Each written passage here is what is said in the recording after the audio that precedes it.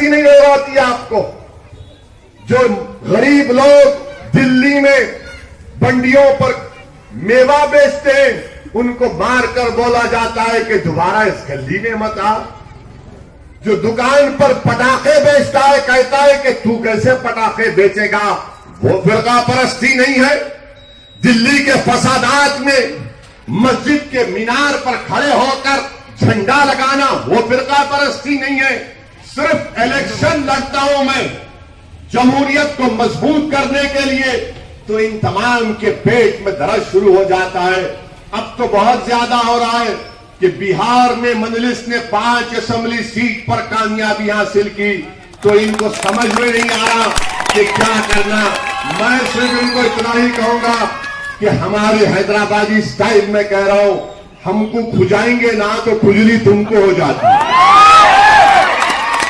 तो आप जरा एहतियात से रहिए, और मैं आप तमाम से अपील कर रहा हूं कि बेखौफ होकर 1 दिसंबर के दिन सुबह सुबह अपने घर से निकलिए, अपना एक एक वोट का इस्तेमाल करिए। और इस बार वोटिंग मशीन नहीं है, बैलेट पेपर है। तो बैलेट पेपर देखकर जहां पर पतंग का निशान नजर आएगा, वहां पर आपको मोहर लगाना है। और मेरी आपसे अपील है कि ज्यादा से ज्यादा पोलिंग में हिस्सा लीजिए, वोट डालिए, अपनी पसंद का इजहार करिए, और जो बता दीजिए इन तमाम फिरका परस्त ताकतों को जो हैदराबाद का नाम बदलकर भाग्यनगर रखना चाहते हैं। तो ये लड़ाई हैदराबाद के हैदराबादियों की, और जो भाग्यनगर बनाना चाहती है, ये उनसे जमहूरियत के दायरे में ये लड़ाई है। हैदराबाद को कामयाब करना हम तमाम की जिम्मेदारी है। हम हैदराबादी हैं और इंशाअल्लाह ताला हैदराबाद को हम कामयाब करेंगे। इनके पास कुछ भी नहीं है, बीजेपी के पास। कोई बोलता मैं किले पे आके झंडा लगाऊंगा, कौन रोक रहा बाबा तेरे को? कौन सा झंडा लगाएंगे आप? लगाओ ना, तिरंगा लगाओ। तिरंगा तो लगा रहे यहां पे, लग रहा ना तिरंगा यहां पे। नहीं हम अरे क्या क्या लगाएंगे, कुछ बोलने को नहीं है। जब चुपते हुए सवालात इनसे किए जाते हैं तो फौरन आ जाते नेशनलिज्म, टेररिज्म, पाकिस्तान, जिन्ना फुना। अरे अब इनको एक बात कहकर चले जाऊंगा कि कम से कम फिरका परस्त ताकतों से कह रहा हूं, ये बैगन के भाता मत करो।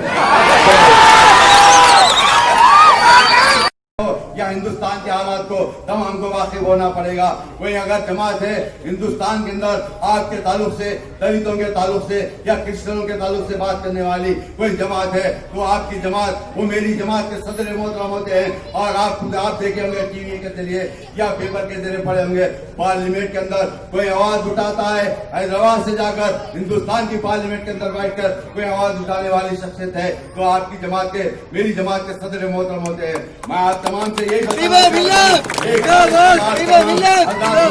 हुए और खास तौर से मेरी आवाज जहां तक पहुंच रही, घर में बैठकर सुनने वाली मेरी इज्जत बहनों से गुजारिश करता हूं, 1 तारीख के दिन आप तमाम घर से निकल कर सुबह 7 बजे से लेकर शाम 5 बजे तक पोलिंग का टाइम है। और बैलेट पेपर से आप तमाम से गुजारिश करता हूं, आपका पार्टी का इम्तियाजी निशान, आपकी जमात के उम्मीदवार का इम्तियाजी निशान पतंग है। पतंग के निशान पर वोट देकर मेरी जमात के उम्मीदवार को कामयाब कराना होगा और सदर मोहतरम के हाथ को मजबूत करना होगा।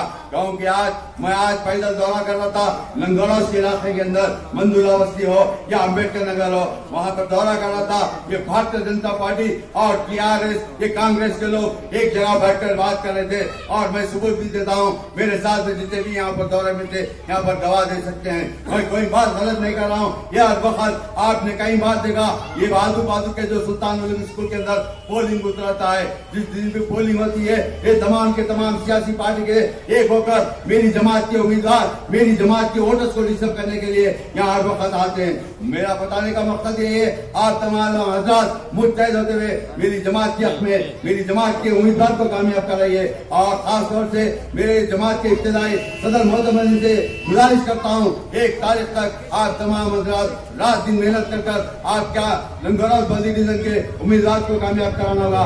शुक्रिया, खुदा हाफिज़।